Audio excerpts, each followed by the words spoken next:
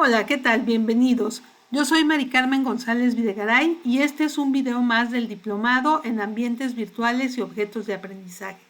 Vamos a hablar de preguntas de opción múltiple y sobre todo de cómo hacerlas bien.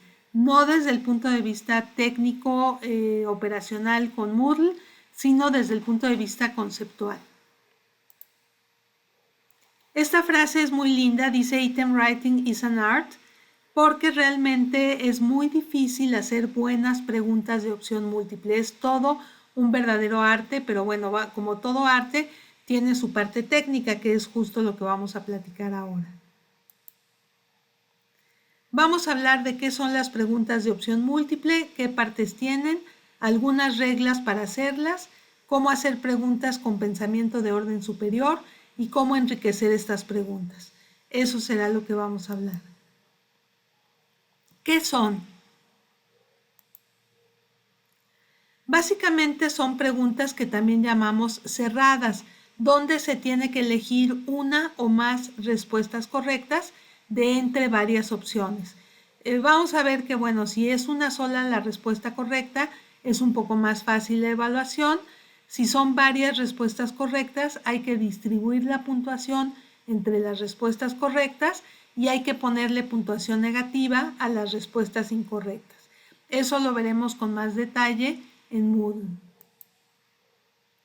¿Cuáles son las partes de una pregunta de opción múltiple? Bueno, tiene el cuerpo de la pregunta, que es lo que en inglés se llama el stem o el tallo de la pregunta, que generalmente es la parte más extensa donde se plantea qué es lo que el estudiante debe responder. Luego viene tanto la respuesta correcta como los distractores, que pueden estar en órdenes diferentes. Los distractores deben de ser lo que se llama plausibles, es decir, que el alumno pueda contestarlos si no sabe la respuesta correcta. Si yo, por ejemplo, pongo ¿quién descubrió América? Y pongo Cristóbal Colón, Batman y el Principito, pues eso no es una respuesta plausible. Serían respuestas que ya están señalando que no son la respuesta correcta. Tienen que ser distractores plausibles. Vamos a ver un ejemplo. Aquí tenemos una pregunta con su cuerpo que dice, ¿cuál de los siguientes es una sección de un artículo de investigación original? Esta pregunta es el cuerpo de la pregunta de opción múltiple. Y tenemos tres posibles respuestas, la A, la B y la C. La A, resultados, es la respuesta correcta. La B, desarrollo, es un distractor. La C, conclusión, es un distractor. Fíjate cómo todas son similares y en un momento dado son plausibles. Podríamos contestarlas si no sabemos cuál es la respuesta correcta. Vamos a ver algunas reglas para hacer buenas preguntas de opción múltiple.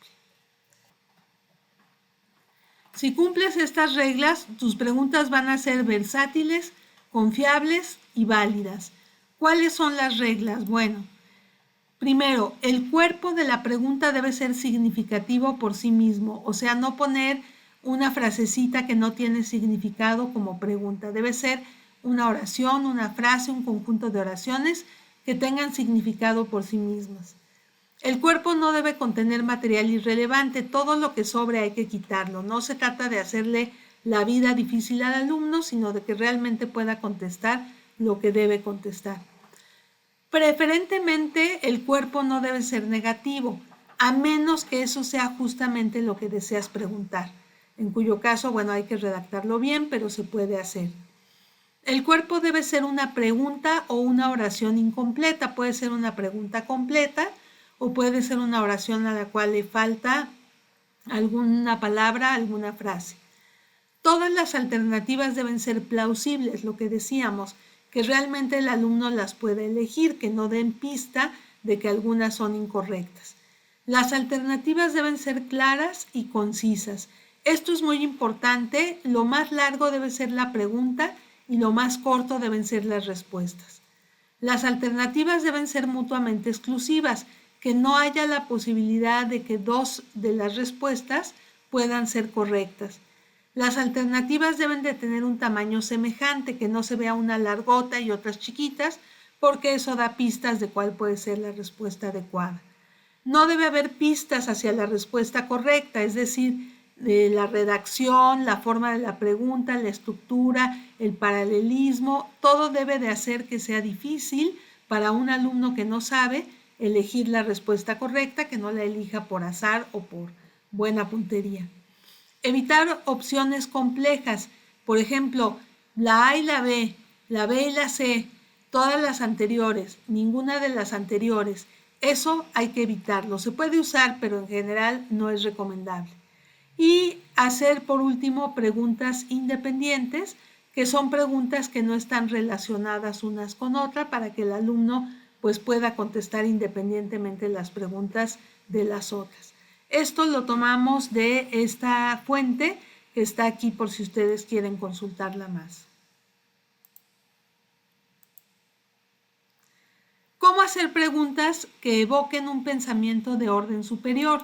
Es decir, preguntas que no sean meramente memorísticas, sino donde el alumno tenga realmente que pensar para contestar. Aquí tenemos dos ejemplos que creo que pueden ser muy ilustrativos.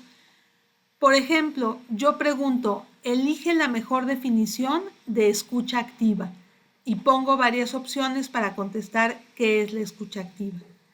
Es mucho mejor si yo pongo cuál de los 3 videos que colocamos a continuación demuestra mejor la escucha activa de un cliente enojado.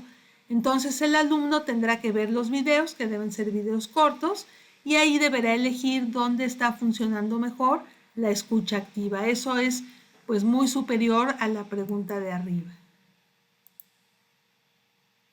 ¿Cómo enriquecer nuestras preguntas? Bueno, pues vamos a enriquecerlas agregando imágenes, audios, videos, animaciones, lo que nosotros queramos para que la pregunta de opción múltiple sea una pregunta más enriquecida, como esta que acabamos de ver donde se muestran 3 videos.